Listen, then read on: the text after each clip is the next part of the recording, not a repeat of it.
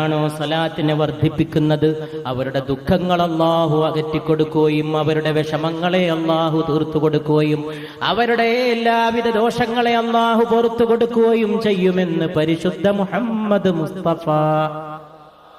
എന്റെ മേൽ ആരെങ്കിലും ഒരു വട്ടം സ്വലാത്ത് ചൊല്ലുന്നുവെങ്കിൽ അപ്പോൾ തന്നെ അവന്റെ മേൽ അല്ലാഹു 10 തവണ സ്വലാത്ത് ചൊല്ലുമെന്ന് മുഹമ്മദ് മുസ്തഫ സല്ലല്ലാഹു അലൈഹി വസല്ലം. എന്റെ മേലിന്റെ പേര് മുഴങ്ങിയിട്ട് സ്വലാത്ത് ചൊല്ലാൻ മടിക്കുന്നവൻ തന്നെയാണ് പിശുക്കുള്ള ലുബ്ധനെന്ന് മുഹമ്മദ് മുസ്തഫ സല്ലല്ലാഹു അലൈഹി വസല്ലം.